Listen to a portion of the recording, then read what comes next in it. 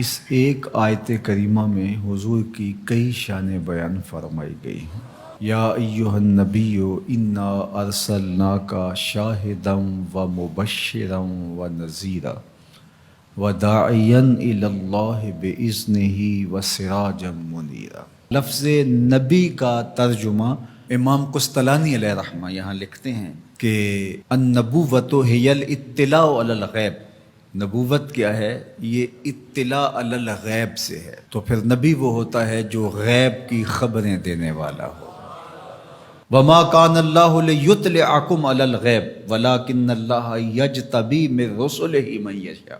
یہ اسی کی شان ہے، غیب وہی جاننے والا ہے، لیکن وہ رسولوں میں سے جس کو منتخب کر لے، جس کو چاہے وہ علوم غیبیہ سے نواز دے۔ تو دو لفظ قرآن مجید میں استعمال ہوئے، الا من ارتضی من رسول، رسولوں میں سے جس پر وہ راضی ہو جائے، ولیکن اللہ یجتبی من رسلہ من یشاء، وہ رسولوں میں سے جس کو منتخب کر لے۔ تو اجتباء اور ارتداء دو چیزیں ہیں۔ اب حضور کے مبارک نام پڑھیے، حضور کے ناموں میں سے ایک مرتضیٰ بھی ہے، ایک مجتبیٰ بھی ہے۔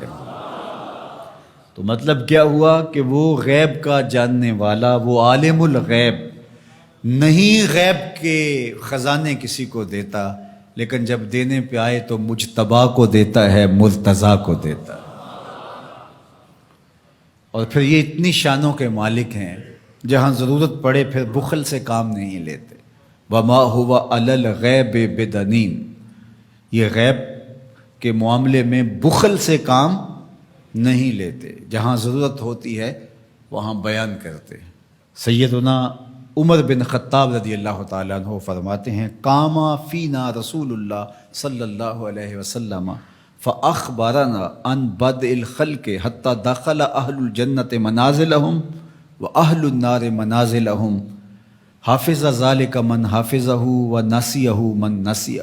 کہا ایک دن حضور کھڑے ہوئے مجمع اصحاب میں، اس کائنات کی ابتدا سے انتہائے کائنات تک، یہاں تک کہ جنتی جنتوں میں چلے گئے اور جہنمی جہنم میں چلے گئے، کوئی شے نہیں جو حضور نے چھوڑی ہو، سب حضور نے بیان فرما دیا۔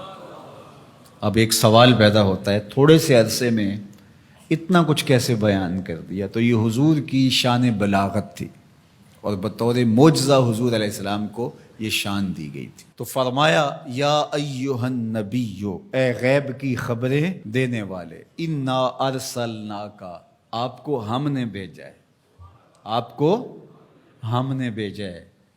یار آپ کسی کو بھیجیں اور اس کی کوئی عزت نہ کرے تو آپ کہیں گے تم ہوتے کون ہو، اس کو ہم نے بھیجا تھا۔ اللہ کہتا ہے محبوب تجھے ہم نے بھیجا ہے۔ تو یہ اللہ کی طرف سے فرستادہ ہیں، اللہ کی طرف سے بھیجے گئے ہیں، یہ اللہ کے نمائندے ہیں، اس لیے حضور کی آواز آواز حق قرار پائی، حضور کا بولنا اللہ کا بولنا قرار پایا، حضور کا حکم اللہ کا حکم قرار پایا، حضور کی اطاعت اللہ کے اطاعت قرار پائی۔ تو اس لیے جو محبوب کی بات مانتا ہے وہ رب کی بات مانتا ہے، اور جو حضور کا انکار کرتا ہے وہ رب کا انکار کرتا ہے۔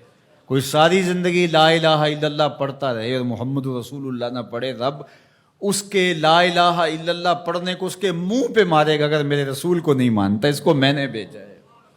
تو کہا انا ارسلناک شاہدا و مبشرا و نذیرا، آپ کو شاہد بنا کر بھیجا ہے، آپ کو مبشر بنا کر بھیجا ہے، آپ کو نذیر بنا کے بھیجا۔ شاہد کا کیا معنی ہے؟ اتفاق تو ہوتا رہتا ہے مجھے بھی آپ کو، جب کوئی فوت ہو جاتا ہے تو جنازہ پڑھتے ہیں تو کیا اس میں بولتے ہیں اللہم اغفر لحینا و میتنا و شاہدنا و غائبنا، اللہ جو حاضر ہیں انہیں بھی بخش دے، جو نہیں آئے انہیں بھی بخش دے۔ تو شاہد کا کیا معنی ہوا؟ حاضر۔ امام راغب الاصفہانی جو کہ لغت کے امام ہیں اور مفردات قرآن میں قرآن مجید کے الفاظ کی تشریح کرتے ہوئے لفظ شاہد پہ بات کرتے ہیں، تو وہ کہتے ہیں کہ الحضور مع المشاہدت اما بالبصر او بالبصیرہ، کہ شاہد کا معنی کیا ہے؟ حاضر ہونا مشاہدہ کے ساتھ، چاہے بالبصر چاہے بالبصیرہ۔ آنکھوں سے دیکھ کر کے مشاہدہ کرنا یا اللہ کی دی ہوئی باطنی قوت سے مشاہدہ کرنا؟ تو کہا یہ ہے شاہد کا مفہوم، اور حضور علیہ السلام کو میرے رب نے شاہد بنایا ہے، میرے رب نے شاہد بنایا، تو حضور کی نظروں سے کچھ پوشیدہ نہیں ہے۔ آقا کریم نے ارشاد فرمایا، یہ بھی صحاح کی روایت ہے، ان اللہ زوال الارض فرأیت مشارقہا و مغاربہا، اللہ نے میرے لیے زمین کو سمیٹ دیا، اور ایک روایت میں ایسے کر دیا جس طرح میری ہتھیلی ہوتی ہے، میں پوری کائنات کو یوں دیکھ رہا ہوں جس طرح کوئی اپنی ہتھیلی دیکھتا ہے۔ تو فرمایا کہ اللہ نے میرے لیے زمین کو سمیٹ لیا، اور میں نے مشرق بھی دیکھ لیے، میں نے مغرب بھی دیکھ لیے۔ تو زمین حضور کے سامنے ہے جس طرح ہتھیلی ہوتی ہے۔ انی ارا ما لا ترون و اسمع ما لا تسمعون، فرمایا جو میں سنتا ہوں وہ تم نہیں سنتے، اور جو میں دیکھتا ہوں وہ تم نہیں دیکھتے۔ سورج کو گرہن لگ گیا، حضور نماز کے لیے کھڑے ہوئے، نماز پڑھاتے پڑھاتے حضور نے ہاتھ آگے بڑھایا، پھر حضور نے ہاتھ پیچھے کھینچ لیا، سلام پھرا، تو صحابہ نے پوچھا حضور آج نماز میں آپ نے ہاتھ آگے بڑھا لیا تھا جس طرح کوئی چیز پکڑنے لگے ہوں، پھر آپ نے ہاتھ پیچھے کھینچ لیا، کیا ماجرا ہوا؟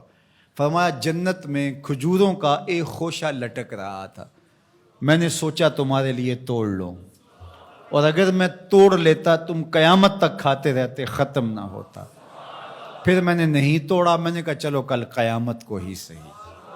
حضور کھڑے کہاں ہیں؟ مدینے میں، صحاح کی روایت ہے، کھڑے کہاں ہیں؟ اور ہاتھ اٹھا کے کہاں تک پہنچایا؟ جنت میں۔ صحیح بخاری اٹھائیے، باب تصفیۃ الصفوف ہے، حضور نے فرمایا صحابہ صفیں سیدھی رکھا کرو، مت سمجھو میں صرف آگے دیکھتا ہوں، میں آگے بھی دیکھتا ہوں، میں پیچھے بھی دیکھتا ہوں، میں تمہارے رکوع بھی دیکھتا ہوں، دلوں میں پیدا ہونے والے خشوع بھی دیکھتا ہوں۔ اے فروغت صبح آثار و دہور، چشم تو بی نندائے ما فی الصدور، انا ارسلناک شاہدا، محبوب ہم نے آپ کو شاہد بنا کے بھیجا، و مبشرا، ہم نے آپ کو مبشر بنا کے بھیجا، خوشخبری دینے والا، نیکوکاروں کو جنت کی بشارت دینے والے، اہل ایمان کو اللہ کی رضا کی بشارت، جنت کی بشارت دینے والے، یہ حضور کی شان ہے۔ پھر فرمایا و نذیرا، ڈر سنانے والا، کفار کو، عاصیوں کو، بدکاروں کو، اللہ کے نافرمانوں کو جہنم کے عذابوں سے ڈرانے والے، یہ نبی کی شان ہے، نبی مبشر بھی ہیں اور نذیر بھی ہیں۔ وَدَاعِيًا إِلَى اللَّهِ بِإِذْنِهِ، اور اللہ کے اذن سے اللہ کی طرف بلانے والے، اور جس طرح میرے حضور نے بلایا ہے، یہ تاریخ کا انوکھا باب ہے۔